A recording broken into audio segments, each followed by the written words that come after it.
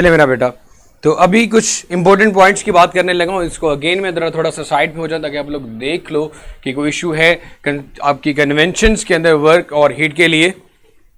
ये कमेंट्स में मेरे सामने कर दे। उसके बाद मेरा बेटा हम प्रोसेस की बात करते हैं। आइसोबैरिक जी वालेकुम सलाम मेरा बेटा। तो यार कुछ कमेंट्स आ रहे थे कि शो नहीं हो रहा था, इसलिए मैंने जरा रुक गया 1 या 2 मिनट के लिए।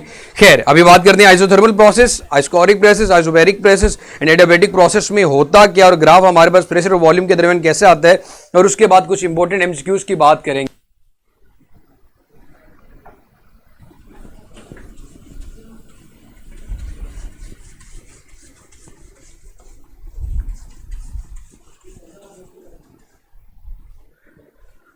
आइसोथर्मल प्रोसेस में मेरे अच्छे से मेरा बेटा बता, आपके पास जो इंटरनल एनर्जी उसकी कांस्टेंट होती है, उसमें हम बात हमेशा करते हैं आइसोथर्मल प्रोसेस में टेम्परेचर उसका हमेशा कांस्टेंट होता है। सो आइसोथर्मल प्रोसेस की बात करें तो आइसोथर्मल प्रोसेस लिख लेता हूं यार। उसके बाद सेकेंडली हम लिख लेते हैं आइसोकोरिक प्रोसेस,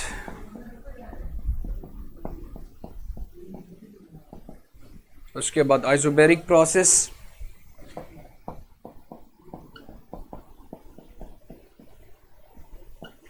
और जब इंटरनल एनर्जी ना तो प्रोवाइड की जाती हीट एनर्जी ना ही ली जाती है, उसे हम नाम देते हैं एडियाबैटिक प्रोसेस का।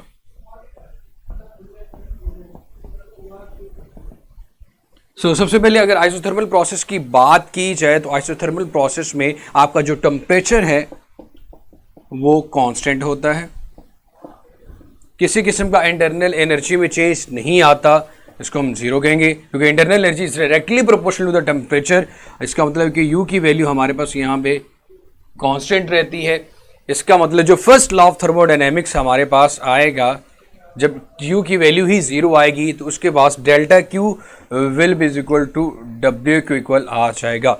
अब लेकिन प्रैक्टिकली आप ये बात करो कि आपकी जितनी भी हीट एनर्जी वर्क के अंदर कन्वर्ट हो जाए तो ऐसा पॉसिबल नहीं होता। तो आपके पास यहां पे हमेशा प्रेशर और वॉल्यूम के दरमियान ग्राफ बनाते हैं, P inversely proportional to volume के इक्वल आता है, और इसका जो हमारे पास ग्राफ आता है वो इस तरह ग्राफ आ रहा होता है। जब भी प्रेशर और वॉल्यूम के दरमियान ग्राफ बनाया जाएगा मेरा बेटा, तो वॉल्यूम को हमेशा हम एक्स एक्सिस पे लेते हैं जबकि प्रेशर को हमेशा हम वाई एक्सिस पे लेते हैं। उसके बाद अगर मेरा बेटा अगर आइसोकोरिक प्रोसेस की बात करें तो आइसोकोरिक प्रोसेस में आपका जो वॉल्यूम है वो कांस्टेंट रहता है। जब वॉल्यूम कांस्टेंट रहेगा उस पर वर्क की वैल्यू जीरो आएगी, किसी किस्म का कोई वर्क नहीं होगा। आइसोकोरिक प्रोसेस में वॉल्यूम आपका कांस्टेंट होता है, जब वॉल्यूम कांस्टेंट होगा तो वर्क की वैल्यू जीरो आएगी। तो फर्स्ट लॉ ऑफ थर्मोडायनेमिक्स में जब वर्क की वैल्यू जीरो आप पुट करेंगे तो आपके पास change in energy, heat energy आपके पास वहां पे अब वर्क का वाला फैक्टर नहीं आएगा बल्कि कौन सा फैक्टर आएगा, डेल्टा यू वाला।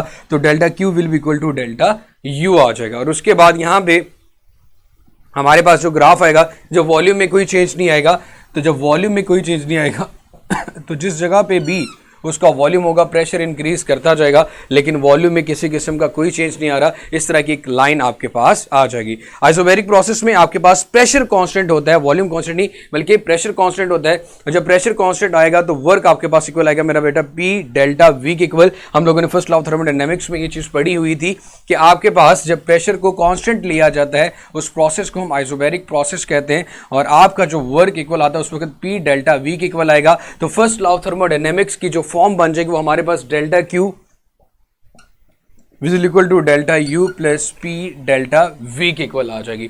इसी तरह मेरा बेटा जब हम, और इसका जो ग्राफ हमारे पास आएगा, जब आपके पास प्रेशर को कांस्टेंट लेंगे, जब प्रेशर को कांस्टेंट लोगे तो प्रेशर की वैल्यू में कोई चेंज नहीं आ रहा, यहाँ पे वॉल्यूम की वैल्यू में कोई चेंज नहीं आ रहा था, बिल्कुल ऊपर एक स्ट्रेट लाइन आ रही थी। इसी तरह जब प्रेशर की वैल्यू में कोई चेंज नहीं आएगा तो ये एक स्ट्रेट लाइन आपके पास आ जाएगी प्रेशर और वॉल्यूम के दरमियान ग्राफ में। जब आप प्रेशर कांस्टेंट लोगे, यहाँ पे आपने वॉल्यूम कांस्टेंट लिया था और यहाँ पे आपने प्रेशर कांस्टेंट लिया था।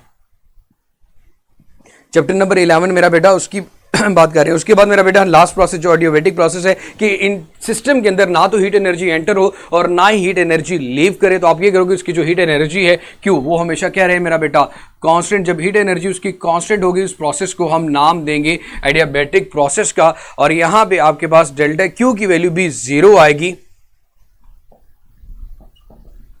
उसके बाद मेरा बेटा हम लोगों ने ये पढ़ा था, जब heat given by the system, heat given to the system होती है तो पॉजिटिव, बाय द सिस्टम अगर heat taken from the system is taken as negative. तो इसका मतलब मेरा बेटा आपके पास यहां पे किसी किस्म की हम क्या कर देते हैं, अब कोई भी सिस्टम ले, यहाँ कहीं एडियाबेटिक प्रोसेस है, एडियाबेटिक प्रोसेस में हमने उस सिस्टम को अंदर एडियाबेटिक सिचुएशंस क्रिएट करने के लिए उस सिस्टम के अराउंड लेमिनेशन कर देते हैं कि ना तो हीट उसके अंदर एंटर हो और ना ही उसके अंदर हीट लीव करे।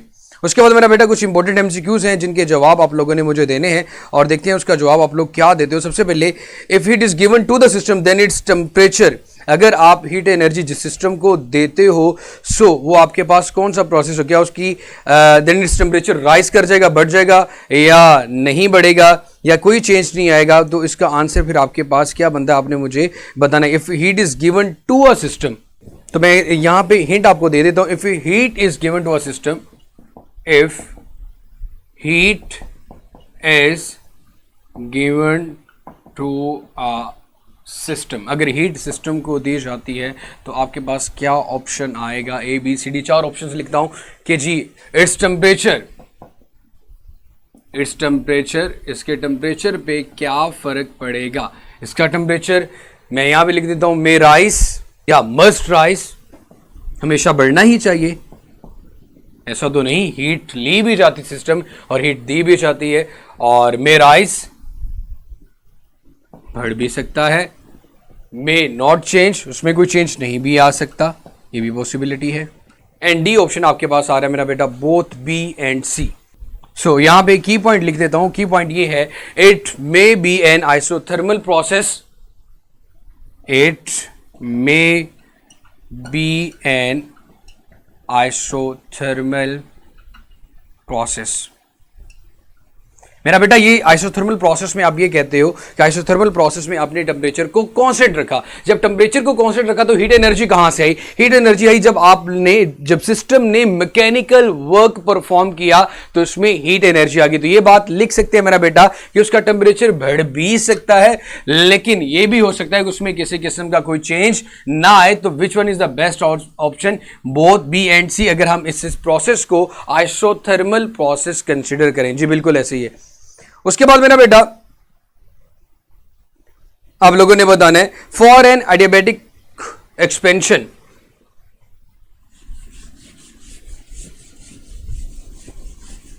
एडियाबेटिक प्रोसेस को माइंड में रखें और क्या पॉसिबिलिटीज उसकी हो सकती हैं। अभी वो कुछ पॉइंट डिस्कस किए थे आप लोगों के सामने। For an adiabatic expansion,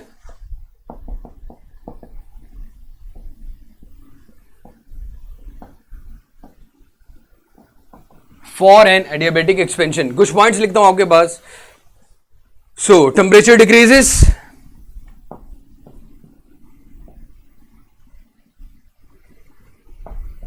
number B आपके पास उसकी हीट एनर्जी कांस्टेंट होती है,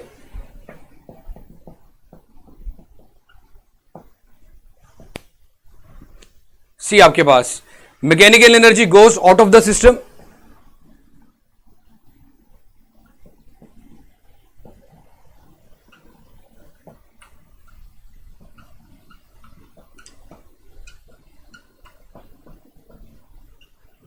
एंड डी ऑप्शन आपके पास मेरा बेटा ऑल ऑफ दीज। तो ये तीनों ही प्रॉपर्टीज आपके पास एडियाबेटिक प्रोसेस की, तो delta is the best option. उसके बाद मेरा बेटा आपके पास आ गया, हीट नेदर एंटर्स और nor leaves system then its temperature, जैसे कि फर्स्ट वाला था, और वो फर्स्ट वाला प्रोसेस आप लोग के पास एडियाबेटिक एक प्रोसेस था। सो आपके पास क्या ऑप्शन बनेगा, heat is neither enter or leave the system then its temperature must remain same, may rise may fall and both B and C। तो may rise and may fall यही answer होता है। उसको दोबारा से यही चीज बताना, मेरे ख्याल में ये चीज हमारे पास हो चुकी है।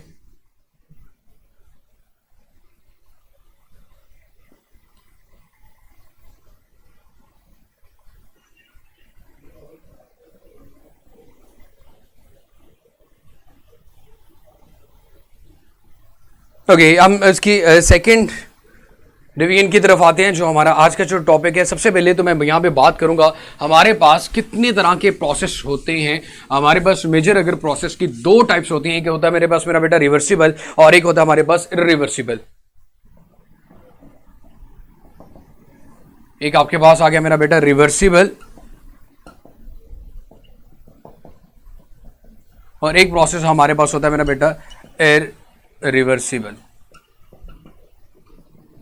सो रिवर्सिबल प्रोसेस ये है कि जिसमें आप हमेशा क्या करते हो कि जो भी इवेंट, जो भी काम आप लोगों ने किया उसको इनिशियल स्टेज पे बैक टू इनिशियल स्टेट, तो उस साइकिल को, उस प्रोसेस को हम रिवर्सिबल प्रोसेस का नाम देते हैं। अगर हम किसी भी चीज को उसकी ओरिजिनल पोजीशन पे वापस लें, original back to its previous position,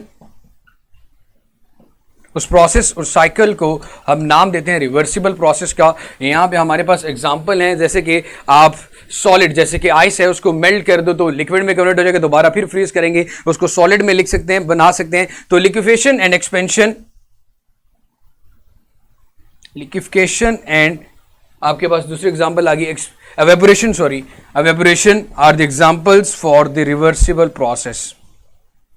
N irreversible process, जिसको एक दफा जो हैपनिंग हो जाए, a process which can not be retraced, camera की बैटरी तरह चेंज कीजिएगा, a process which can not be retraced, जिसको दोबारा वापस नहीं लाया जा सकता, वो प्रोसेस हमारे पास कहलाता है इरिवर्सिबल प्रोसेस। जैसे कि एग्जांपल में एक्सपेंशन है, डिसिपेशन ऑफ एनर्जी है, कोई भी धमाका, कोई भी एक्सप्लोजन हो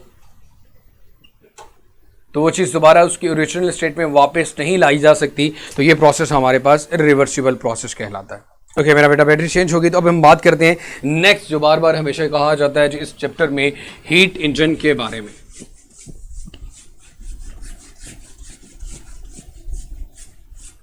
आगे कुछ इंपॉर्टेंट एमसीक्यूज भी आने वाले हैं, जरा ध्यान से बताइएगा, कीजिएगा, और क्या फार्मूले आप लोगों ने याद करने हैं। जरी सी बात है, हीट इंजन का काम क्या होता है? थर्मल एनर्जी को मैकेनिकल एनर्जी में कन्वर्ट करता है।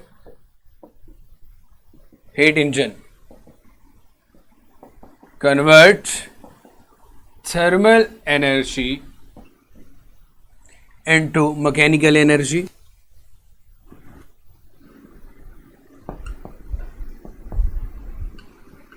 उसके बाद मेरा बेटा, इसमें एक्चुअली चीजें होती क्या हैं, ये किन चीजों पे मुश्तमिल होता है? सो इट कंटेन्स, सबसे पहले यहां पे हम लेते हैं STR, hot body, hot reservoir, जिसे हम कहते हैं हॉट बॉडी, हॉट रेजर्वायर। उसके बाद हमारे पास एक होती है लो रेजर्वायर या कोल्ड रेजर्वायर, जिसे हम कोल्ड बॉडी का नाम कहते हैं। दरमियान में हमारे पास सिस्टम आ गया जिसके ऊपर आपने वर्क परफॉर्म करना है, और उसके बाद हमारे पास कोल्ड बॉडी आ गई।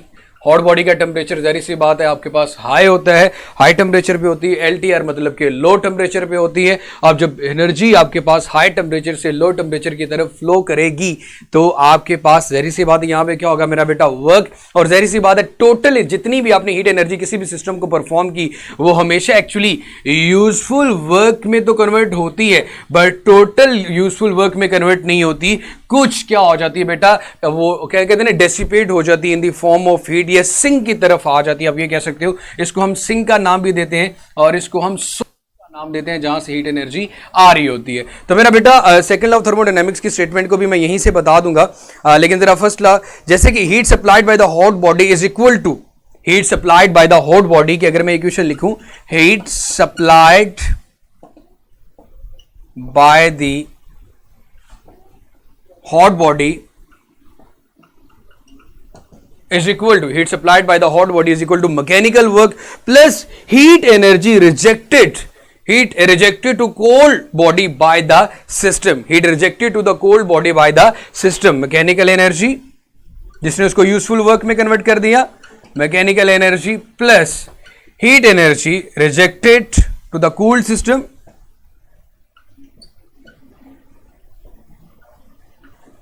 rejected to the cold system। उसके बाद मेरा बेटा अगर हम बात करें, so Q1 is equal to W1 plus W2। Q1 जो कि आपके पास हीट एनर्जी है हाई टेम्परेचर पे, वर्क प्लस आपके पास आ जाता है Q2। और अगर मैं वर्क की यहां से वैल्यू कैलकुलेट करना चाहूं तो लिख सकता हूं इन दोनों के दरमियान जो हीट एनर्जी का डिफरेंस है W is equal to Q1 minus Q2। एक इसकी ये फॉर्म आ सकती है आपके पास। उसके बाद मेरा बेटा अगर आप लोगों ने एफिशिएंसी कैलकुलेट करनी हो तो एफिशिएंसी आपको हमेशा बड़े इवन के 9th क्लास में ये चीज बता दिया गया, ईटा से रिप्रेजेंट करते हैं एफिशिएंसी को, और आउटपुट डिवाइडेड बाई होती है मेरा बेटा इनपुट। एफिशिएंसी कैलकुलेट करने के लिए आप आउटपुट को डिवाइड करते हो हमेशा इनपुट के साथ, तो आप कैलकुलेट कर सकते हैं एफिशिएंसी। और उसकी परसेंटेज कैलकुलेट करनी हो तो आप उसको 100 के साथ मल्टीप्लाई करते हैं, तो आपके पास जो एफिशिएंसी आती है सिस्टम की, मतलब आपने सिस्टम को कितनी हीट एनर्जी प्रोवाइड की और आपके पास कितनी टोटल आउटपुट आई। तो जब आपके पास यार heat energy convert thermal energy into mechanical energy, heat supplied by the hot body, जितनी हीट बॉडी अब मैकेनिकल एनर्जी को किस में कन्वर्ट करता है मेरा बेटा, मैं दोबारा से रिपीट कर देता हूं मेरा बेटा, हीट इंजन का काम होता है थर्मल एनर्जी को मैकेनिकल एनर्जी में कन्वर्ट करना।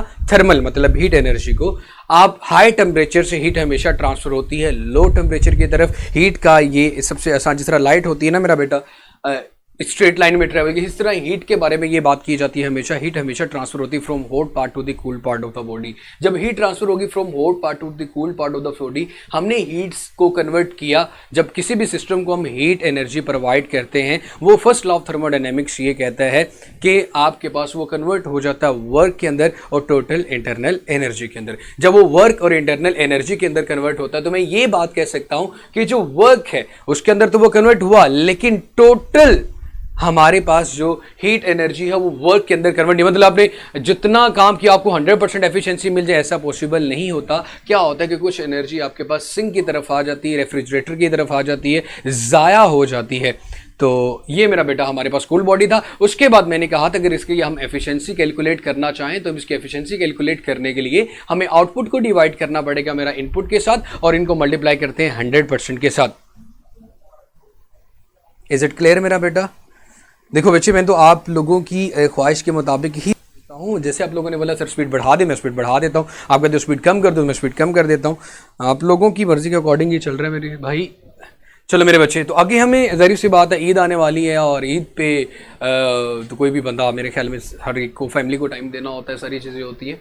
तो आप लोगों ने भी एंजॉय करना है ईद वाले दिनों में। मेरा नहीं ख्याल, मैं आपको बोलूँगा कि बुक लेके बैठ जाओ और पढ़ना शुरू कर दो। हाँ, जो टाइम एंजॉय का उसको एंजॉय करो, इंशाल्लाह अल्लाह ताला की ज़ात बेहतर करेगी। और मेहनत करना बुरी बात नहीं, लेकिन हर चीज़ की ज़िंदगी में एक स्पेसिफिक टाइम होता है, तो उस चीज़ों को मैनेज करना भी ज़रूरी होता है। खैर, W/Q1 की अगर बात करें, W हमारे पास आउटपुट है वर्क, और हीट एनर्जी जो हम उसको प्रोवाइड करें Q1 ये हमारी इनपुट है। इसको हम मल्टीप्लाई करें 100 के साथ तो हमारे पास इसकी परसेंटेज ऑफ एफिशिएंसी आ सकती है। लेकिन हम इसको वर्क का, ये भी हमने कहा कि वर्क का फार्मूला Q1 माइनस Q2 भी हो सकता है, divided by Q1 multiply by 100। इसको मजीद सिंप्लीफाई करते जाएं तो आपके पास ये बनेगा Q2/Q1 एलसीएम लेने के बाद मल्टीप्लाई बाय 100। और उसके बाद मेरा बेटा अगर हम आए कि अगर हम इसका ज़ाहिर सी बात है आपके पास जो टेम्परेचर है, सॉरी 1 माइनस यहाँ पे ज़रूर आएगा, heat energy directly related to the temperature, तो मैं ये लिख सकता हूँ 1 minus T2/T1 multiply by 100, 1 minus T2/T1 multiply by 100। जी मेरा बेटा, no issue.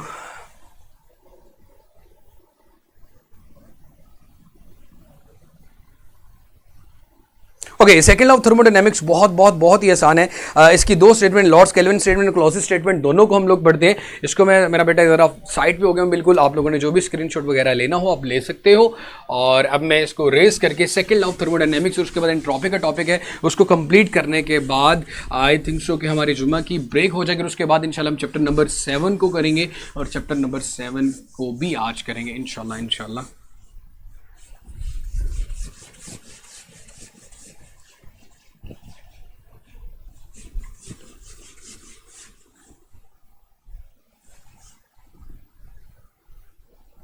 Okay, second law of thermodynamics की स्टेटमेंट बहुत आसान है। बहुत आसान ये है कि कभी भी ऐसा पॉसिबल नहीं होता कि आप जितनी हीट एनर्जी किसी भी सिस्टम को प्रोवाइड करो वो टोटल वर्क के अंदर कन्वर्ट हो जाए। ये लॉर्ड केल्विन की स्टेटमेंट थी, तो इसकी दोनों स्टेटमेंट्स मैं लिख देता हूं, दोनों स्टेटमेंट्स भी बहुत आसान है। Second law of thermodynamics, second law of thermodynamics की जो स्टेटमेंट है मेरा बेटा, सबसे पहले हम लॉर्ड्स केल्विन की स्टेटमेंट की बात करें।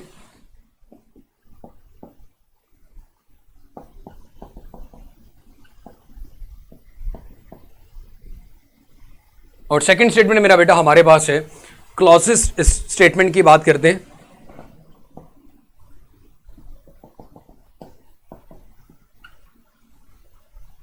ओके, लॉर्ड कैल्विन की स्टेटमेंट हमारे पास ये कहती है कि states we can develop an ideal heat engine means cannot convert all heat into work, cannot develop an ideal system.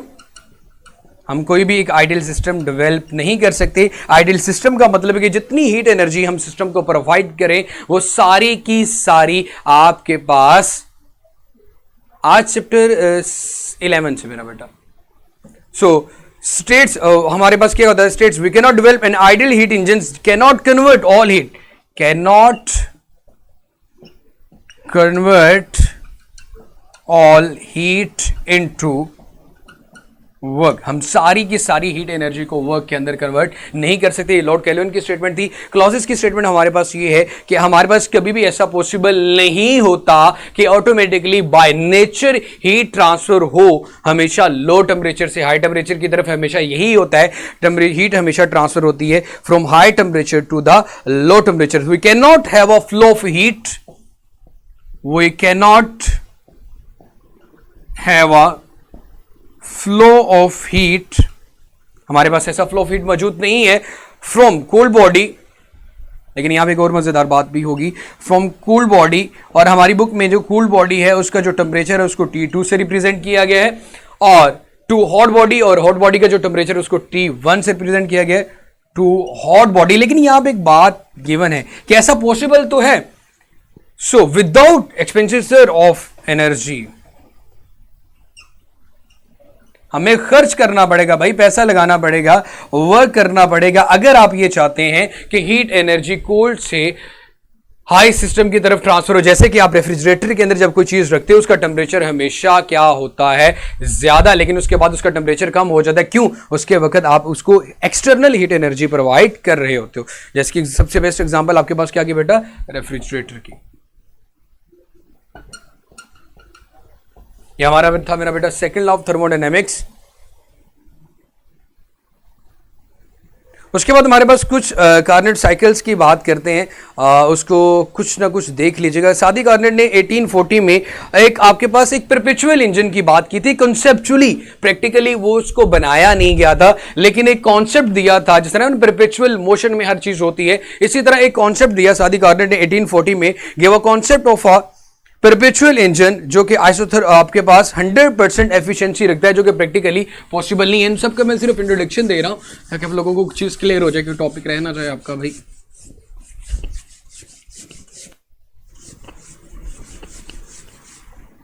सो सादी कार्नेट ने हमारे पास 1840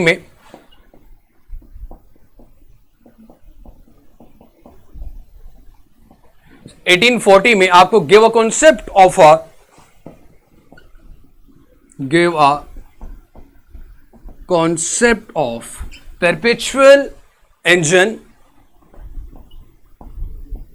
assume किया था, assumption में लिखा था perpetual engine जिसकी एफिशिएंसी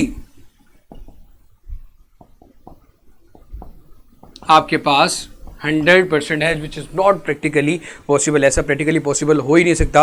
और हम हमेशा दो तरह के प्रोसेसेस को फॉलो करते हैं, following two kinds of process.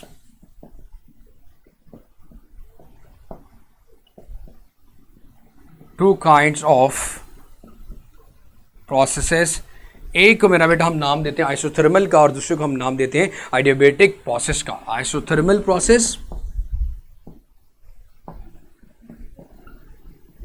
और दूसरा हमारे पास होता है मेरा बेटा एडियाबैटिक प्रोसेस का नाम देते हैं। उसके बाद मेरा बेटा कार्नेट साइकिल की सबसे पहली बात यह है कि जब कार्नेट साइकिल में process 1 system starts from hot body to and undergoes an isothermal process, तो मेरा बेटा जहरी सी बात है कि आपके पास वो जो ग्राफ बनता होता था, उस ग्राफ की यहां पे बात की जा रही है। उस ग्राफ को मैं इस लाइंस में ही समझा दूंगा आपके पास। ये आपका इनिशियल पॉइंट ए था, एक क्लोज साइकिल के अंदर इसने मूव करना है। ए से स्टार्ट किया, दोबारा फिर ए तक ही आ जाएगा। ए से ये बी, बी से सी और सी पे डी पे जाता है। ए से यहाँ पे प्रेशर और वॉल्यूम के दरमियान अगेन आपके पास ये ग्राफ बनाया गया है। प्रेशर को हम वाई एक्सिस पे लेते हैं, जबकि वॉल्यूम को हम वी पे लेते हैं। सबसे पहले आपके पास आइसोथर्मल प्रोसेस है। आइसोथर्मल एक्सपेंशन की अगर बात करें तो आपके पास ए से बी तक इसका वॉल्यूम इंक्रीज करता है, और उसके बाद मेरा बेटा हमारे पास बी से सी तक, ये इसको हम नाम देते हैं आइसोथर्मल एक्सपेंशन का, ए से बी तक। पॉइंट ए पे उसका प्रेशर P1 है, टेम्परेचर T1 है और वॉल्यूम भी V1 है। पॉइंट बी पे उसका प्रेशर P2 है, टेम्परेचर T2 है और वॉल्यूम V2 आ गया आपके पास। इसी तरह मेरा बेटा हमारे पास पॉइंट सी पे आते हुए adiabatic एक्सपेंशन होती है। मजीद मतलब ये एक्सपेंशन का वर्ड जब भी आएगा तो आपके पास इस तरफ, इस डायरेक्शन में वैल्यू बढ़ेगी, मीन के वॉल्यूम इंक्रीज होगा। तो ये आपके पास adiabatic एक्सपेंशन आ गई, मतलब कोई भी हीट एनर्जी सिस्टम को प्रोवाइड नहीं की जा रही। यहां पे जो डेल्टा टी की वैल्यू आएगी वो आपके पास 0 आएगी, क्यों आपके पास कांस्टेंट आएगा। सो adiabatic एक्सपेंशन, ज्यादा वॉल्यूम में से चेंज नहीं आया। यहां पे जो आपके पास पॉइंट सी पे प्रेशर है वो P3 है, टेम्परेचर T3 है और वॉल्यूम आपके पास V3 है। उसके बाद C से D की तरफ आते हुए हमारे पास ये मेरा बेटा आइसोथर्मल कंट्रैक्शन हो रही है, मतलब इसका वॉल्यूम कम हो रहा है। जब वॉल्यूम कम होगा इस डायरेक्शन में मूव करेगा आपके पास, तो ये आ गया आपके पास आइसोथर्मल कंट्रैक्शन। और उसके बाद हमारे पास आ गई एडियाबैटिक कंस्ट्रक्शन। उसके बाद क्या आ गया मेरा बेटा, एडियाबैटिक कंस्ट्रक्शन, कंट्रैक्शन कह सकते हैं, एडियाबैटिक। तो ये कंप्लीट एक साइकिल था हमारे पास। उसमें हमारे पास आइसोथर्मल एक्सपेंशन थी, आइसोथर्मल कंट्रैक्शन थी, एडियाबैटिक एक्सपेंशन थी और एडियाबैटिक कंट्रैक्शन थी। और इनके पॉइंट्स जरी सी बात है, प्रोसेस 1 में जब स्टार्ट करता था फ्रॉम हॉट बॉडी, सो आपके पास आइसोथर्मल एक्सपेंशन में प्रेशर आपका डिक्रीज कर रहा है, जहरी सी बात है, प्रेशर की वैल्यू कम हो रही है, जबकि वॉल्यूम आपका इंक्रीज कर रहा है और टेम्परेचर कांस्टेंट है। अगर मैं स्टेप 1, स्टेप 2, स्टेप 3 और स्टेप 4 के अंदर इन चारों चीज़ों को लिख दूं तो फर्स्ट स्टेप में जैसे कि आप गए ए से बी तक, आपका प्रेशर डिक्रीज कर गया था, वॉल्यूम आपका इंक्रीज कर गया था, जबकि टेम्परेचर था जो आपका, क्योंकि आपने लोगों ने जो प्रोसेस लिया आइसोथर्मल लिया था, वो टेम्परेचर आपका कांस्टेंट था। तो मैं इसके डिराइव्ड रिजल्ट भी साथ साथ लिखता जा रहा हूं कि ए से बी तक जाते हुए। उसके बाद मेरा बेटा सेकंड स्टेप में आपके पास हीट एनर्जी में किस एडियाबैटिक एक्सपेंशन थी, डेल्टा क्यू की वैल्यू आपके पास 0 थी। जब डेल्टा क्यू की वैल्यू आपके पास 0, तो यहां पे आपने देखा जो आपका प्रेशर है वो मजीद डिक्रीज ही कर रहा है, जबकि वॉल्यूम है वो एक्सपैंड हो रहा है और टेम्परेचर भी आपका ड्रॉप कर गया था, डिक्रीज हो गया था। प्रेशर आपका डिक्रीज कर गया था और जब वॉल्यूम आपका इंक्रीज कर गया, लेकिन यहां पे टेम्परेचर कांस्टेंट नहीं बल्कि टेम्परेचर ड्रॉप कर जाता है, डिक्रीज कर जाता है। प्रोसेस 3 में आपके पास जो सिस्टम स्टार्ट करता है वो T2, मतलब उसमें आइसोथर्मल कंट्रैक्शन में, आइसोथर्मल कंट्रैक्शन में आपका जो प्रेशर है वो इंक्रीज कर गया। अब प्रेशर इंक्रीज कर रहा है जबकि वॉल्यूम आपका डिक्रीज कर गया और जो टेम्परेचर है वो आपके पास मेरा बेटा कांस्टेंट आ रहा है, क्योंकि आइसोथर्मल की बात हो रही है। इसी तरह अगर लास्ट पॉइंट की मेरा बेटा मैं बात करूं, लास्ट पॉइंट में आपके पास एडियाबैटिक प्रोसेस आ रहा है, तो डेल्टा क्यू की वैल्यू 0 है।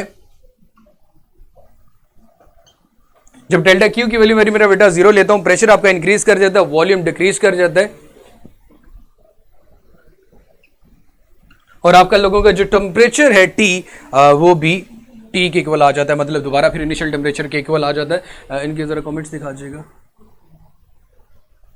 आउट ऑफ फ्रेम लिख रहे हैं आप, ये आउट ऑफ फ्रेम कितना चला गया, जरा इसको सीधा करो बेटा। मैं अभी फ्रेम ठीक करवा लेता हूँ।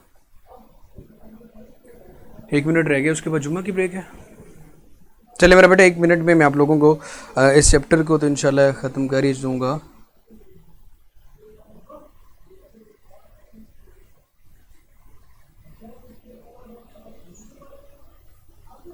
ओके मेरा बेटा, कुछ इंपॉर्टेंट क्वेश्चंस की यहाँ पे बात करूंगा, ये देख लें। आपका जो दोबारा से चेंज कर दिया गया है इसको देख लो मेरा बेटा। मैंने चारों प्रोसेस को ABCD, फर्स्ट 2 3 4 का आपका प्रेशर इंक्रीज करता है, वॉल्यूम डिक्रीज करता है। वेरी सी बात है, पहले और थर्ड के अंदर आपका जो प्रेशर है वो आपका प्रेशर डिक्रीज कर रहा है, और सॉरी प्रेशर आपका डिक्रीज भी कर रहा है, लेकिन वॉल्यूम जो है वो इंक्रीज कर रहा है। फर्स्ट और सेकंड के अंदर प्रेशर और वॉल्यूम, लेकिन यहाँ पे फर्स्ट और थर्ड में जो चीज़ कॉमन है वो टेम्परेचर कांस्टेंट होगा, और सेकंड फोर्थ में जो चीज कॉमन है डेल्टा क्यू की वैल्यू आपके पास 0 आएगी, क्योंकि एडियाबैटिक में नो हीट एंटर और लीव द सिस्टम, और आइसोथर्मल में आपके पास जो टेम्परेचर की वैल्यू है वो कांस्टेंट होती है। अब कुछ क्वेश्चन है आप लोगों के सामने डिस्कस करने के साथ ही इंशाल्लाह हम आज के लेक्चर यहीं पे वाइंड अप करेंगे, उसके बाद चैप्टर 7 की बात करेंगे, फिर जुमा की ब्रेक हो जाएगी। जरा ध्यान से सुन लीजिएगा, 2 से 3 क्वेश्चन है।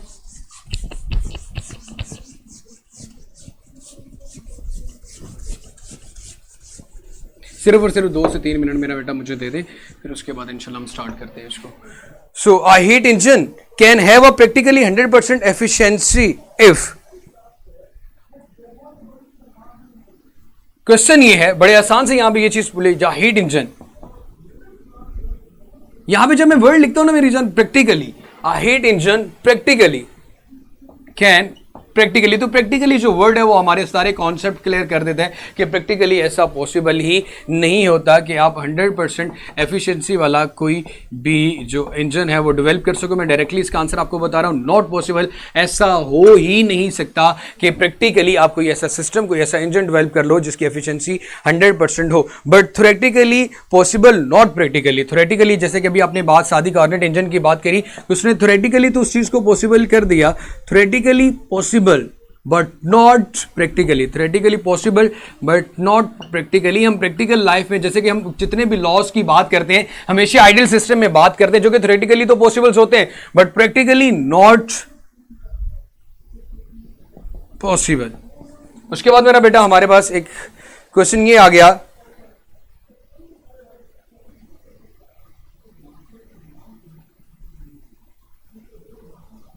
ओके आपके पास हमने यहां पे एक thermodynamic temperature of triple point of water, thermodynamic temperature, ये पॉइंट याद रखा, थर्मोडायनेमिक टेम्परेचर, एक एमसीक्यूज था मैंने ढूंढा, thermodynamic temperature of triple point या 3 पॉइंट की बात कर सकते हो, of triple point of water, triple point of water, ये आपके पास 2 मिनट की जरूरी यार, 0 डिग्री सी, या फिर आपके पास कितना होता है 273.16 केल्विन, ये हमेशा याद रखिएगा। आप बहुत से लोग ये पूछ रहे होंगे यार ट्रिपल पॉइंट का मतलब क्या है? ट्रिपल पॉइंट का मतलब है temperature which 3 states of matter को exist in thermal equilibrium. Thermal equilibrium के अंदर जब तीनों तरह की states at a time available हो सकती हैं, वो आपके पास 3 स्टेट्स क्या है बेटा? वेपर्स की स्टेट जिसे हम गैस की स्टेट का नाम देते हैं, लिक्विड की स्टेट जिसे वाटर की स्टेट जिसे हम लिक्विड का नाम देते हैं। ये टेम्परेचर आपने बस याद रखना है, 0 डिग्री सी, आर 273.16 केल्विन, और आइस जिसे हम सॉलिड का नाम देते हैं। सो यहां तक जो मेजर पोर्शन था इस चैप्टर का वो आपके लोगों का खत्म हो चुका है। इंशाल्लाह जुम्मे के बाद हम चैप्टर नंबर 7 की बात करते हैं, और अल्लाह हाफिज। Okay, to and fro motion of a body about its mean position which repeat self after equal intervals of time, उसको हम नाम देते हैं सिंपल हार्मोनिक मोशन का। और सिंपल हार्मोनिक मोशन में ये जो रेपिटेशन ऑफ मोशन है इक्वल इंटरवल्स ऑफ टाइम में होती है, उसके लिए हमने बॉल एंड बाउल सिस्टम का भी पढ़ा हुआ था, mass attach to spring system भी पढ़ा हुआ है, और सिंपल पेंडुलम की बात करें तो mass attach to spring system, इसमें 2 आते हैं, हॉरिजॉन्टल मैस स्प्रिंग और वर्टिकल मैस स्प्रिंग सिस्टम। मैं सबसे पहले हॉरिजॉन्टल मैस स्प्रिंग सिस्टम की बात करूं, सो अगर हॉरिजॉन्टल मैस स्प्रिंग सिस्टम की बात की जाए तो इनिशियली ये हमारे पास ऑब्जेक्ट रेस्ट पे होता है। हमने एक हॉरिजॉन्टल सरफेस ली, उसके ऊपर एक स्प्रिंग लिया और स्प्रिंग के एंड पे एक मैस एम अटैच कर दिया। हाँ मेरा बेटा, जब उसके साथ एक मैस एम अटैच किया, इनिशियली इसने किसी किस्म का कोई डिस्टेंस या डिस्प्लेसमेंट कवर नहीं किया, इसमें लगने वाली तमाम फोर्सेस का इफेक्ट 0 है। जब किसी भी ऑब्जेक्ट पे लगने वाली तमाम फोर्सेस का इफेक्ट 0 होता है तो उसमें किसी किस्म का कोई एक्सेलरेशन प्रोड्यूस नहीं होता, मीन कि ए बी की 0 है। और ये जिस पोजीशन पे जहां इस पे लगने वाली तमाम फोर्सेस का इफेक्ट 0 है, उस पोजीशन को नाम दिया जाता है मेरा बेटा मीन पोजीशन। अगर मैं इस स्प्रिंग को स्ट्रेच करके मीन पोजीशन से एक्सट्रीम पोजीशन की तरफ लेके आता हूं, तो मैंने अभी ये बात की थी कि आपके पास 2 तरह की एक्सट्रीम पोजीशन होती है, एक एक्सट्रीम पोजीशन ए है और दूसरी एक्सट्रीम पोजीशन बी है। जब आपने स्प्रिंग को स्ट्रेच किया, स्प्रिंग को स्ट्रेच करके ओ से ए तक लेके आए, आप extreme position, according to Newton second law of motion, आपने उसके ऊपर फोर्स अप्लाई की। अब मेरा बेटा F is equal to M A, लेकिन यहां पे एक और ऐसी फोर्स भी मौजूद है कि जब आप ऑब्जेक्ट को एक्सट्रीम पोजीशन पे लेके जाते हो, ऑब्जेक्ट हमेशा वापस जाने की कोशिश करता है, अपनी ओरिजिनल पोजीशन को रिटेन करने की कोशिश करता है। वो जिस फोर्स के साथ ऑब्जेक्ट अपनी ओरिजिनल पोजीशन को रिटेन करने की कोशिश करता है, उस पोजीशन को, उस फोर्स को हम रिस्टोरिंग फोर्स का नाम देते हैं, which is directly proportional to the displacement, which is directly proportional to the displacement। कि आप ऑब्जेक्ट को मीन पोजीशन जितना ज्यादा स्ट्रेच करोगे, रिस्टोरिंग फोर्स, जैसे स्प्रिंग की इलास्टिसिटी यहां पे एक्ट करी एज ए रिस्टोरिंग फोर्स, उसको मजबूर करी कि भाई अपनी ओरिजिनल पोजीशन पे वापस जाओ, तो F R is directly proportional to X, लेकिन दोनों एक दूसरे के ऑपोजिट डायरेक्शन में होती हैं, तो इसलिए यहां पे नेगेटिव साइन आ जाता है। तो रिस्टोरिंग फोर्स को यहां पे लिख सकता हूं F R is equal to minus K X, F R is equal to minus K X. और यहां पे आप लोग हमेशा यही चीज प्रूव करते हो कि एक्सेलरेशन निकालना होता है, तो एक्सेलरेशन आपका यहां से निकालना हो तो एक इक्वेशन 1 2 दोनों का कंपैरिजन करेंगे, M A is equal to minus K X, तो A directly proportional to minus आ जाता है क्योंकि के और एम को हम कांस्टेंट मानते हैं। So acceleration is directly proportional to the displacement which is always directed towards the mean position. लेकिन हर एक सिस्टम में जो कि परफॉर्म कर रहा होता है सिंपल हार्मोनिक मोशन, उसमें रिस्टोरिंग फोर्स की जो कॉजेज हैं, जो रीजंस हैं, वो हर एक सिस्टम में जरा डिफरेंट होती है। उसको हमने ऑब्जर्व करना होता है, देखना होता है कि सिस्टम में कौन सा ऑब्जेक्ट, कौन सी चीज as a restoring force act कर रही है। उसके बाद मेरा बेटा अगर हम बात करें, एक चीज याद रखिएगा, रिस्टोरिंग फोर्स की वजह से ऑब्जेक्ट, जिसे हम एफ आर कहते हैं, रिस्टोरिंग फोर्स की वजह से ऑब्जेक्ट हमेशा मीन पोजीशन की तरफ जाता है। लेकिन रिस्टोरिंग फोर्स और जो मीन पोजीशन की तरफ जाता है, हम लोगों ने कहा कि ए डायरेक्टली प्रोपोर्शनल टू माइनस। अब एक्सेलरेशन और डिस्प्लेसमेंट के दरमियान अब फिर यही भी कहते हो कि रिस्टोरिंग फोर्स और डिस्प्लेसमेंट दोनों एक दूसरे के ऑपोजिट डायरेक्शन में होते हैं, तो एक्सेलरेशन और डिस्प्लेसमेंट भी दोनों एक दूसरे के ऑपोजिट डायरेक्शन में होंगे। तो मैं ये बात कह सकता हूं कि इन दोनों के दरमियान जो एंगल है वो 180 डिग्री का है, इन दोनों के दरमियान जो एंगल है वो 180 डिग्री का है। सो मेरा बेटा उसके बाद अगर हम बात करें सिंपल पेंडुलम की, तो सिंपल पेंडुलम में आप एक फ्रिक्शनलेस सपोर्ट लेते हो, एक स्ट्रिंग के साथ एक मैस एम को अटैच करते हो, बॉब को अटैच करते हो, और जिसे हम नाम देते हैं सिंपल पेंडुलम का, which also perform simple harmonic motion.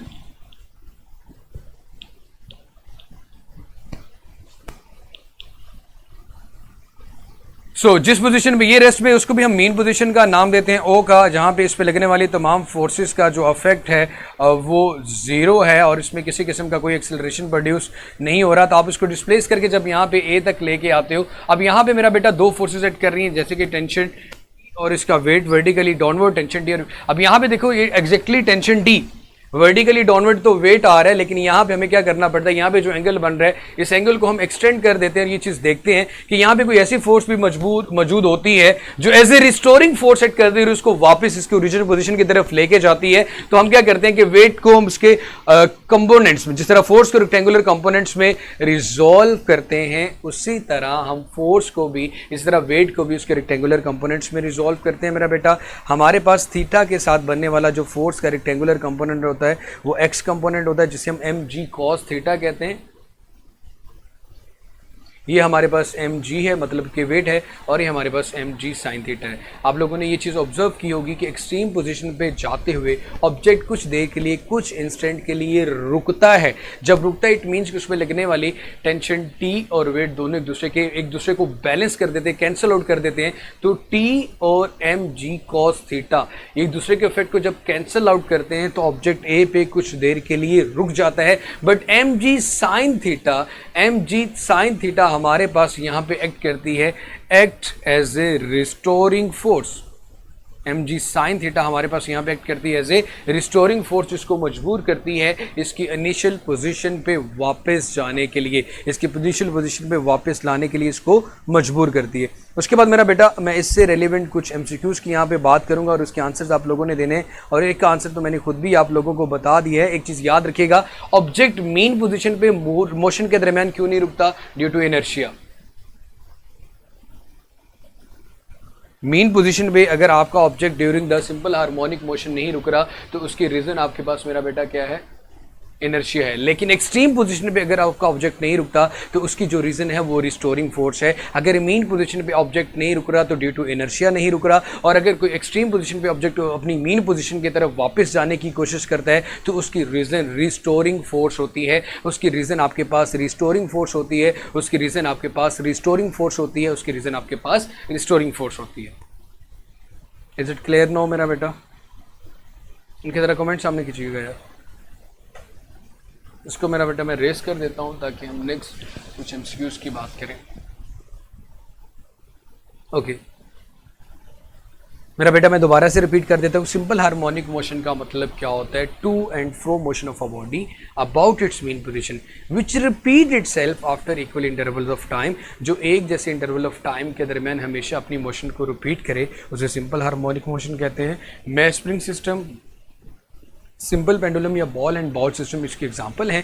तो यहाँ पे हमने ये देखा कि जब भी कोई ऑब्जेक्ट जो कि अपनी इनिशियल पोजीशन, जो कि हम रेस्ट की पोजीशन कहते हैं, जहाँ पे फोर्स का इफेक्ट भी जीरो है, कोई एक्सटर्नल फोर्स नहीं एक्ट कर रही, जैसे कि मैं स्प्रिंग सिस्टम की बात की थी, वहाँ पे फोर्स भी जीरो, एक्सेलरेशन भी जीरो, तो वहाँ पे उस पोजीशन को मीन पोजीशन कहते हैं। कि जब आप उस ऑब्जेक्ट को एक्सट्रीम पोजीशन पे लेके जाते हो तो ऑब्जेक्ट एक्सट्रीम पोजीशन में नहीं रुकता, due to restoring force spring के अंदर उसकी इलास्टिसिटी उसको मजबूर करती कि भाई अपनी ओरिजिनल पोजीशन पे वापस जाओ। और इसी तरह जब कोई ऑब्जेक्ट मीन पोजीशन पे नहीं रुकता, वो ड्यू टू इनर्शिया नहीं रुकता। तो मैंने प्रूव किया कि in simple harmonic motion acceleration is always directly proportional to the displacement which is always directed towards the mean position.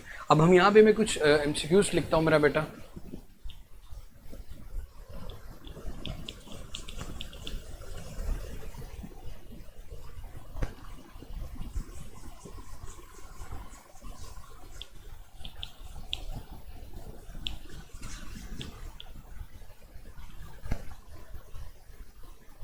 चले जी, अब आप स्क्रीनशॉट का टाइम दे दिया करूँगा, दोबारा से ले सकते हैं। For a simple harmonic motion what is essential?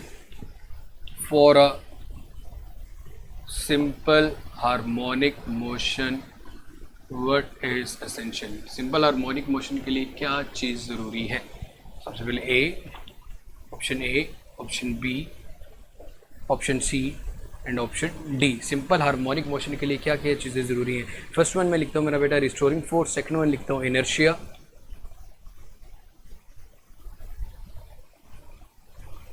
लो जी अब स्लो पे आ जाऊँ। चले मेरा बेटा स्लो पे आ जाते हैं, स्लो हो जाते हैं। सबसे पहले मैं बात करता हूँ for a simple harmonic motion what is essential? Simple harmonic motion के लिए क्या चीज़ ज़रूरी है? सबसे पहले रिस्टोरिंग फोर्स,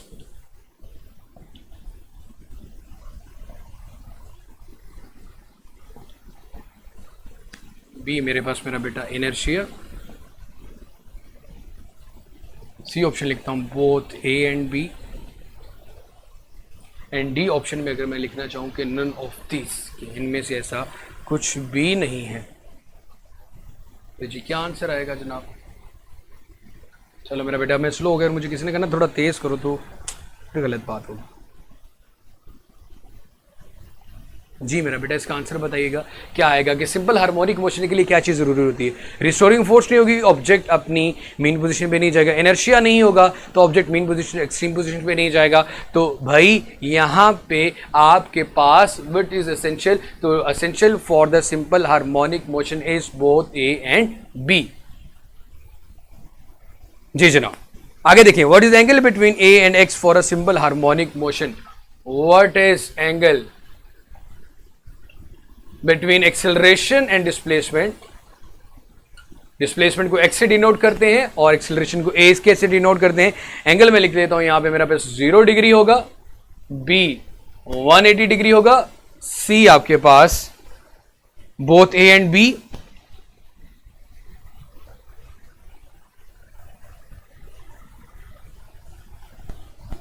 उसके अलावा मेरा पास मेरा बेटा आगे चुका none of this.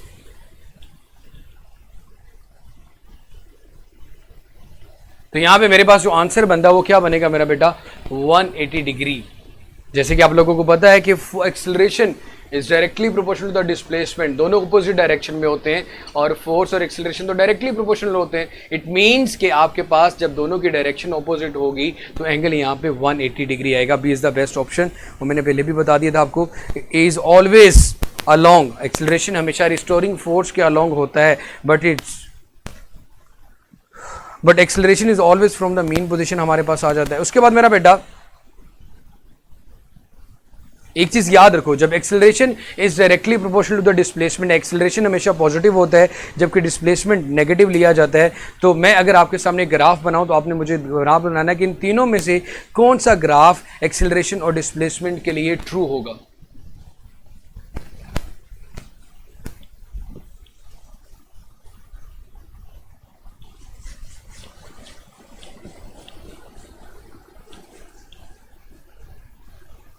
The graph between A and X for simple harmonic motion must be,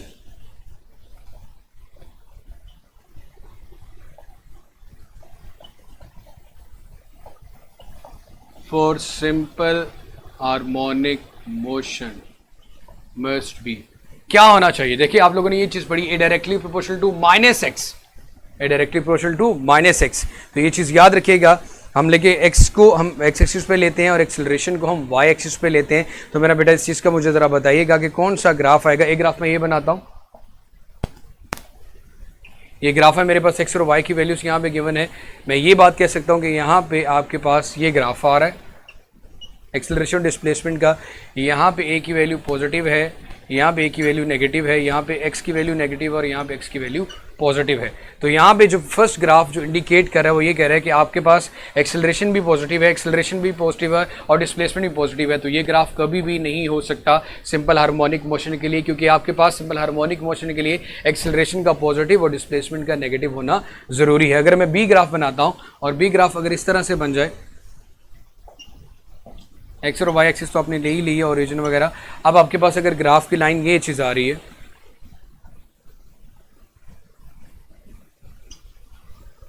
आपको पता है कि यहाँ पे एक्स पॉजिटिव है, यहाँ पे एक्स नेगेटिव है, यहाँ पे ए पॉजिटिव है, यहाँ पे ए नेगेटिव है। इस क्वाड्रेंट में जिसे हम सेकंड क्वाड्रेंट कह रहे हैं, इस सेकंड क्वाड्रेंट में देखिए आपका एक्सेलरेशन पॉजिटिव है जबकि डिस्प्लेसमेंट नेगेटिव है। इसी तरह अगर थर्ड क्वाड्रेंट में जाओ तो थर्ड क्वाड्रेंट में आपके पास फिर ऑपोजिट साइन आ रहा है, एक्सेलरेशन नेगेटिव है तो आपके पास ये चीज पॉजिटिव आ रही है। तो मेरे ख्याल में यहाँ पे दोनों के दरमियान साइन आ रहा हो वो हमारे पास क्वाड्रेंट ट्रू होगा। जी मेरा बेटा, नेक्स्ट अगर मैं इसको जरा साइड पे हो चुका हूँ, नोट करना है, जो भी अपने स्क्रीनशॉट वगैरह लेना है ले सकते हैं।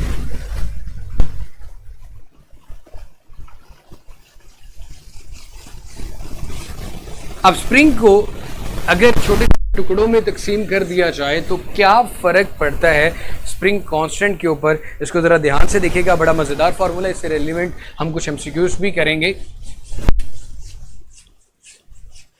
और इसको नोट भी कीजिएगा। Cutting of a spring into n equal parts, cutting of a spring into n spring को n पार्ट्स में तकसीम कर देते हैं, डिवाइड कर देते हैं। जैसे कि मेरे पास ये स्प्रिंग को हमने n इक्वल पार्ट्स में डिवाइड करना है, स्प्रिंग कांस्टेंट का वो और एल आर। अब होता अगर तीन इक्वल पार्ट्स में, वॉइस एरर,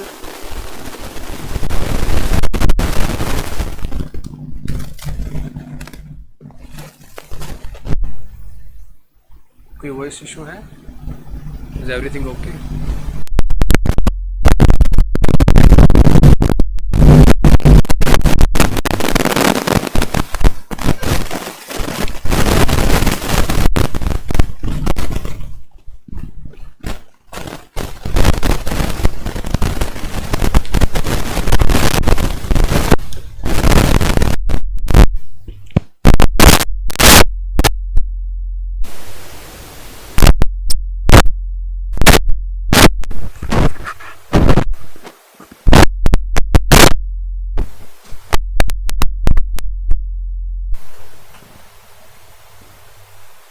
जी मेरा बेटा, आप मुझे बता दें कि मेरी आवाज़ बिल्कुल क्लियर आ रही है।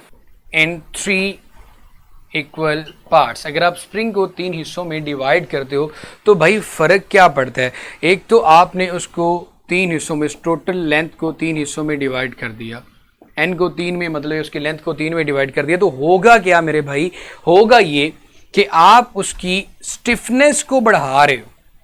जब आप उसकी स्टिफनेस को बढ़ा दोगे, stiffness of the spring is called the spring constant. It means के उसका जो स्प्रिंग कांस्टेंट है वो भी 3 टाइम बढ़ जाएगा। तो मैं ये बात मेरा बेटा कह सकता हूं कि आपके पास यहां पे k naught is equal to 3k, यहां पे भी k की वैल्यू क्या आएगी? 3k, और यहां पे भी k की वैल्यू क्या आएगी बेटा? 3k। कि जब आपने एक स्प्रिंग को 3 हिस्सों में डिवाइड कर दिया तो आपने उसकी स्टिफनेस को 3 टाइम बढ़ा दिया।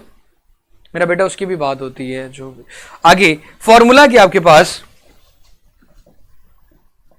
फॉर्मूला आपके पास आ गया K dot is equal to N K, कि आप जितने हिस्सों में डिवाइड करोगे वही के साथ मल्टीप्लाई हो जाएंगे। Where N is the number of equal parts in which spring is divided, where N is number of equal parts in विच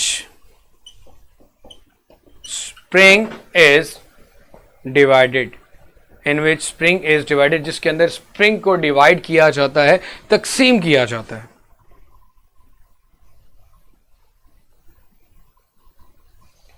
अब मेरा बेटा यहां से एक और चीज, बड़ा मजेदार कॉन्सेप्ट शुरू होने वाला है, हैरान करने वाला भी, कि आप लोगों ने जिस तरह आपके पास ये चीज पड़ी हुई थी कैपेसिटर्स और रेजिस्टर्स के लिए, जिस तरह आप लोगों ने कॉम्बिनेशन पढ़े थे, इसी तरह स्प्रिंग के भी दो ही कॉम्बिनेशन है, सीरीज और पैरेलल के। तो इसको जरा स्क्रीनशॉट वगैरह लेना है तो ले सकते हैं। तो मैं इसको जरा रेस करने लगाऊं।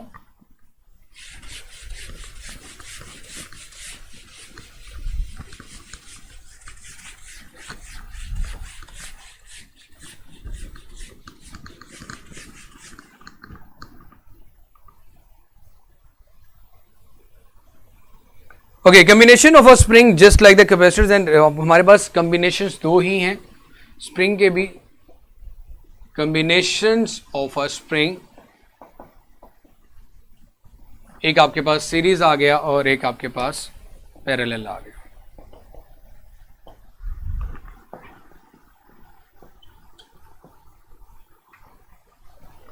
सबसे पहले सीरीज में फर्ज करें आपके पास दो स्प्रिंग हैं,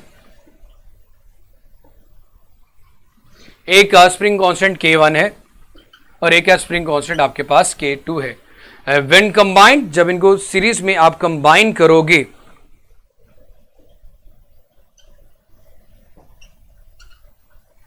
तो आप इनकी 1K इक्विवेलेंट, मतलब K इक्विवेलेंट कैसे कैलकुलेट करेंगे मेरा बेटा?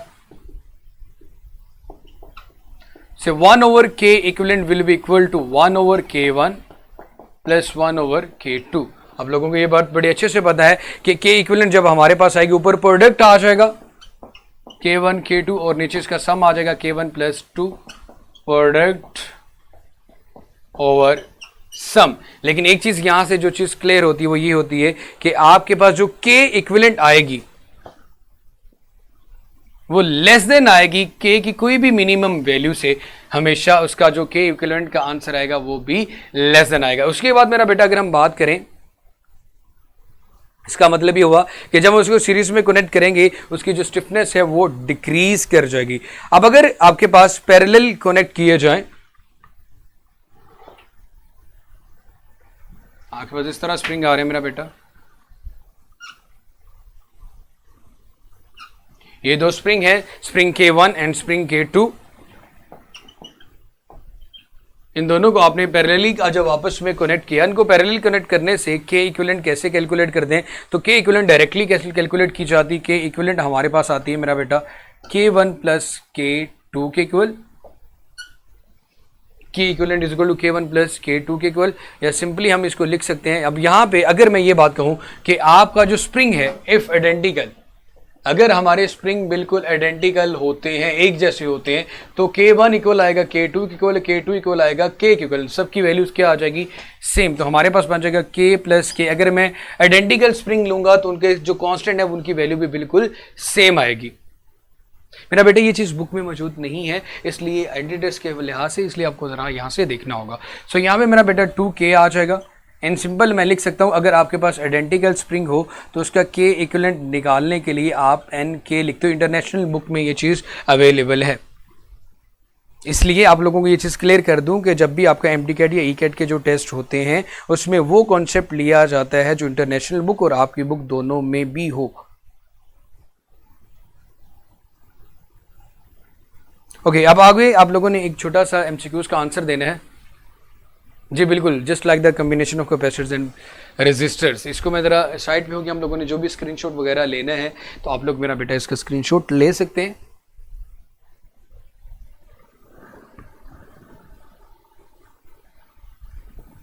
जी मेरे बच्चे,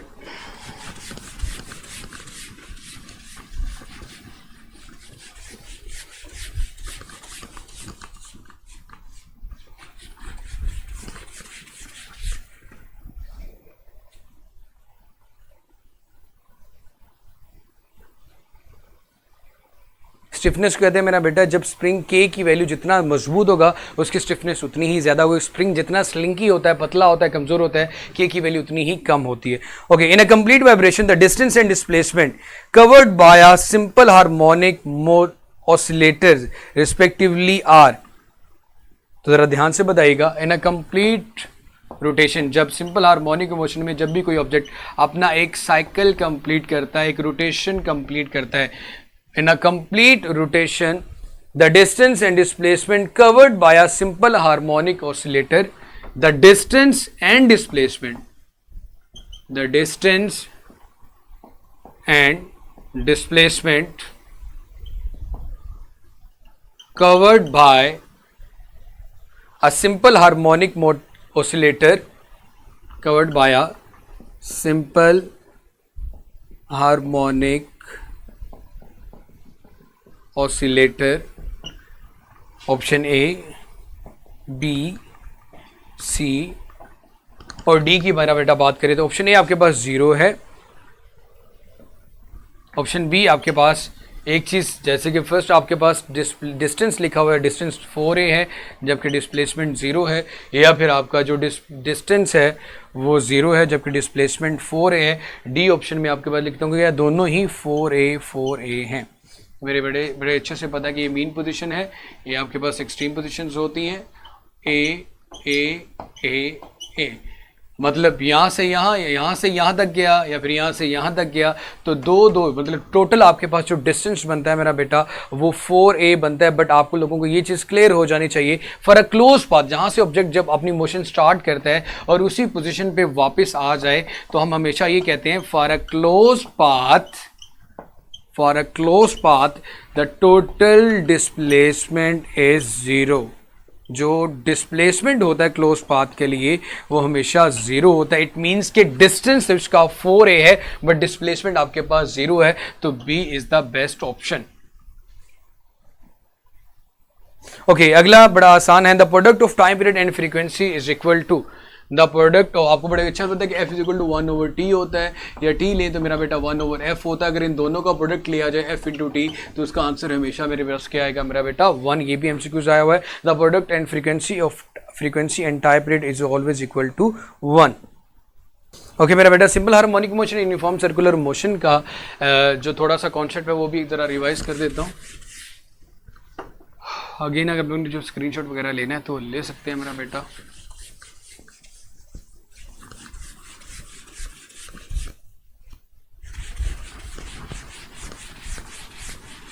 कुछ इंपॉर्टेंट पॉइंट्स, कुछ इंपॉर्टेंट टिप्स अब लोगों ने इस टॉपिक के बारे में याद रखने। Simple harmonic motion and uniform circular motion.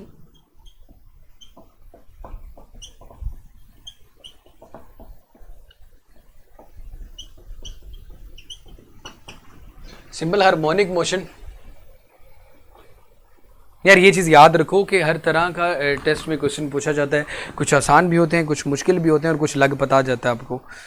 तो इसलिए मेरा बेटा सबसे पहले हम यहाँ पे बात करते हैं कि आपके पास एक ऑब्जेक्ट जो कि यूनिफॉर्म सर्कुलर मोशन में मूव कर रहा है, जैसे कि पॉइंट P है और उस पॉइंट P ऑब्जेक्ट जो कि यूनिफॉर्म सर्कुलर मोशन के साथ मूव करता है या यूनिफॉर्मली एक पीरियोडिकली मूव करता है, perform periodic uniform circular motion. Object P perform periodic का मतलब होता है in equal intervals of time उसकी मोशन रिपीट होती है। Perform periodic uniform circular motion. आप ये नहीं कह सकते कि जहाँ पे ये जो पॉइंट P है वो सिंपल हार्मोनिक मोशन परफॉर्म कर रहा है। कुछ लोगों का ये कॉन्सेप्ट गलत होता है। एक्सट्रीम पोजीशन तक इसका जो डिस्प्लेसमेंट होता है उसको हम x0 का नाम देते हैं। यहाँ पे इनिशियल एंगल जिसका बनता है उसको हम थीटा कहते हैं। अब यहाँ पे जिसके हम प्रोजेक्शन ड्रॉ करते हैं जिसको आप ON कहते हो मेरे भाई, ये ON actually up and down move करता है, ऊपर या नीचे इसकी जो प्रोजेक्शन होती है, इसकी जो प्रोजेक्शन आपके पास है वो एक्चुअली परफॉर्म कर रही होती है सिंपल हार्मोनिक मोशन। इसकी जो प्रोजेक्शन है, projection of P moving along diameter DE इसे कह सकते हैं। Projection of P, object P की जो प्रोजेक्शन है, जो उसका साया हम लोगों ने प्रोजेक्ट किया हुआ है, projection of P along diameter इस DE के अब टू एंड फ्रो मूव करते हैं अलोंग डायमीटर DE, उसको हम कह सकते हैं कि वो क्या कर रहा है, performs simple harmonic motion. Perform simple harmonic motion. Sir आप मैसेजेस में मैसेज का रिप्लाई ही नहीं करते।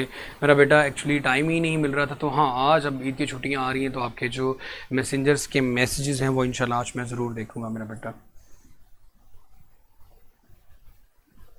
सो यहाँ पे इंपॉर्टेंट जो पॉइंट्स है, ज़रा इंपॉर्टेंट जो टिप्स हैं उनको ज़रा ध्यान से रखिएगा कि P is only performing uniform circular motion, कि आपका ये जो पॉइंट P है ये सिर्फ और सिर्फ यूनिफॉर्म सर्कुलर मोशन परफॉर्म कर रहा है, नॉट सिंपल हार्मोनिक मोशन, बल्कि सिंपल हार्मोनिक मोशन ये परफॉर्म नहीं कर रहा है। इसी तरह आपके पास जो N है, N आपके पास which is projection of P is vibrating along diameter DE, और ये ओनली परफॉर्म कर रहा है simple harmonic motion, not uniform circular motion. ये दो पॉइंट्स हमेशा याद रखिएगा कि कौन सा पॉइंट आपके पास यहाँ पे यूनिफॉर्म सर्कुलर मोशन कर रहा है, परफॉर्म कर रहा है, और कौन सा सिंपल हार्मोनिक मोशन परफॉर्म कर रहा है।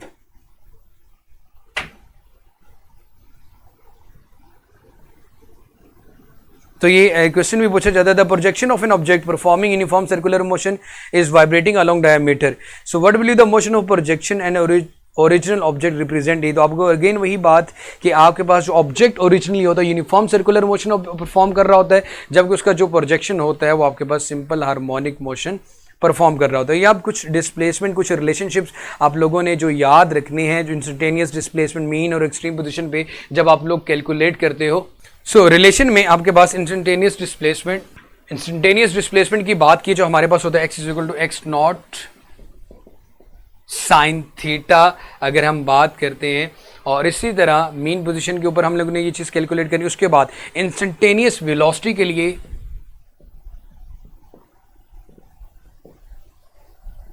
हम लोग फॉर्मूला लिखते होते हैं v is equal to V omega, v is equal to V omega X naught square minus X square, और अगर हमने इंस्टेंटेनियस एक्सेलरेशन की बात करनी है तो हमारे पास माइनस ओमेगा स्क्वेयर एक्स के इक्वल होता है। मेरा बेटा थोड़ी देर तक हो जाएगी, मेरा कोशिश है कि इसका ज़रा मैक्सिमम पोर्शन हमारे पास चैप्टर नंबर 7 का हो जाए, तो उसके बाद इंशाल्लाह क्लास ऑफ होती है। इंस्टेंटेनियस लगता है ज़रा ज़्यादा ही बोर हो रहे हो भाई। Is equal to minus omega square X. आप लोगों को मेरा शायद इस चीज़ का अंदाज़ा नहीं है कि टाइम भी कम है, काम ज़्यादा है, तो इसलिए मेरा बेटा हम ये चाह रहे हैं कि आपका नुकसान किसी तरह से भी ना हो। एट मीन पोजीशन आपको बड़े अच्छे से पता है, अगर मैं मीन पोजीशन की बात करूं तो आपको मीन पोजीशन पे जो x की वैल्यू है वो 0 होती है। जब x की वैल्यू यहाँ पे 0 आप पुट करोगे तो आपके पास डिस्प्लेसमेंट की वैल्यू भी क्या आ जाएगी 0, और यहाँ पे जब आप x की वैल्यू 0 पुट करते हैं तो आपके पास जो v इक्वल आता है वो ओमेगा एक्स नॉट स्क्वेयर के इक्वल आ रहा है, और एक्स नॉट स्क्वेयर का ज़ाहिर सी बात ऊपर से स्क्वायर कैंसिल हो जाएगा क्योंकि एक्स की वैल्यू 0 पुट करने से वो तो 0 हो ही गया है, तो ये आएगा ओमेगा एक्स नॉट के, आपके पास ये चीज़ आ गई। और आप लोगों को बड़े अच्छे से पता है कि मीन पोजीशन पे आपकी जो वेलोसिटी होती है मीन पोजीशन पे वो मैक्सिमम होती है, और एक्सेलरेशन आपका 0 होता है। एक्सेलरेशन आपका 0 होता है। मीन पोजीशन पे आपकी वेलोसिटी मैक्सिमम होती है, काइनेटिक एनर्जी भी मैक्सिमम होती है, जबकि पोटेंशियल एनर्जी आपकी मीन पोजीशन के ऊपर 0 होती है। इसी तरह सिमिलरली अगर इंस्टेंटेनियस एक्सेलरेशन की बात की जाए तो ज़ाहिर सी बात है जब आप x की वैल्यू 0 पुट करेंगे तो आपके पास एक्सेलरेशन की वैल्यू भी मीन पोजीशन पे 0 है, क्योंकि वेलोसिटी में किसी किस्म का कोई चेंज नहीं आता। तो यहाँ से ये चीज़ डायरेक्टली जो कि हम लोग इवन के 10th क्लास में यही पढ़ते आ रहे थे, जी बेटा, जब ये चीज़ पढ़ते आ रहे थे कि आपके पास जो मीन पोजीशन होती है वहाँ पे एक्सेलरेशन 0 होता है, तो आज इस रिलेशन से भी ये चीज़ क्लियर हो चुकी कि x की वैल्यू 0 पुट करने से एक्सेलरेशन आपका 0 होता है। किसी किस्म की कोई फोर्स उस पर नहीं लग रही, फोर्स नहीं लगती तो एक्सेलरेशन भी प्रोड्यूस नहीं होता। ये तो हमारे पास मीन पोजीशन था। अब एक्सट्रीम पोजीशन के ऊपर भी हमारे पास इंस्टेंटेनियस वेलोसिटी और एक्सेलरेशन के जो रिलेशन है, एक पॉजिटिव एक्सट्रीम है और एक आपके पास नेगेटिव एक्सट्रीम है। पॉजिटिव एक्सट्रीम ज़ाहिर सी बात है 90 डिग्री पे, और नेगेटिव एक्सट्रीम हम जब बात करते हैं एंगल हमारा उस वक्त 180 डिग्री आता है, तो वो रिलेशनशिप। और उसके बाद हमारे पास मेरा बेटा फेज एंगल की बात करते हैं। ज़ाहिर सी बात यहाँ पे जो सबसे इंपॉर्टेंट चीज़ है जब आप लोग फेज की बात करते हो, x is equal to X naught, in general equation जो सिंपल हार्मोनिक मोशन की आती है हमारे पास वो साइन थीटा प्लस फाई आती है। थीटा तो मेरे बेटा अगर हम सिंपल हार्मोनिक मोशन की यहाँ पे बात कर रहे थे,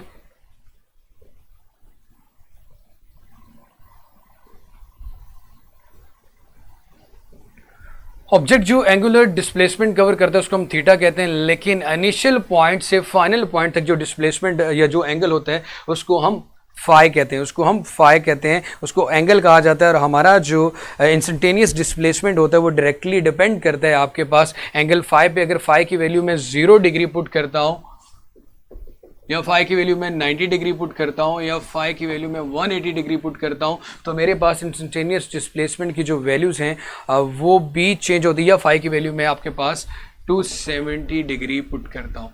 तो ये फाई वो फेज है, वो एंगल है जो इनिशियल पॉइंट ऑब्जेक्ट से लेकर फाइनल पॉइंट तक का है। सो अगर इधर देखो x is equal to X sine theta, हमारे पास इन जनरल ये इक्वेशन आती है। अगर यहाँ पे आप 0 पुट करोगे तो x साइन थीटा के इक्वली ही आ जाएगा, x is equal to X naught sine theta. लेकिन यहाँ पे अगर फाई की वैल्यू आप 90 डिग्री पुट करते हो, जब 90 डिग्री पुट करोगे तो यही x आपका x कॉस थीटा के इक्वल आ जाएगा, जब आप यहाँ पे फाई की वैल्यू 90 डिग्री पुट करते हैं। इसी तरह जब आप यहाँ पे वैल्यूज आप पुट करोगे इसकी 180 डिग्री, तो आपके पास x की वैल्यू थीटा जब 180 डिग्री पुट करेंगे तो यही x आएगा minus X, X is equal to minus X naught sine theta के इक्वल आ जाएगा।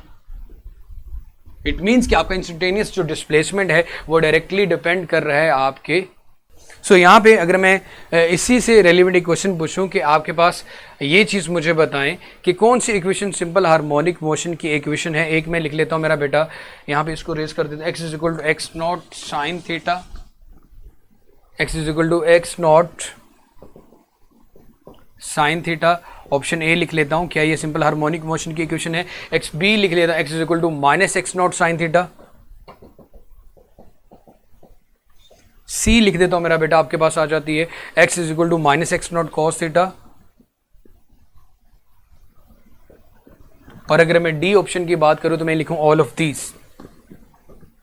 तो मेरा बेटा ये तीनों ही आपके पास ये इक्वेशंस हैं इंस्टेंटेनियस डिस्प्लेसमेंट की फॉर सिंपल हार्मोनिक मोशन। ज़ाहिर सी बात है, जब थीटा आप यहाँ पे 0 पुट करते थे तो इस इक्वेशन में ये बन जाता था X is equal to X naught sine theta. और सेकेंडली जब यहाँ पे आप 180 पुट करोगे तो माइनस फाई की वैल्यू जब 180 पुट करेंगे तो आप माइनस 180 डिग्री आ जाएगा। इसी तरह फाई की वैल्यू जब 270 पुट करते हैं तो कॉस थीटा के इक्वल आ जाता है।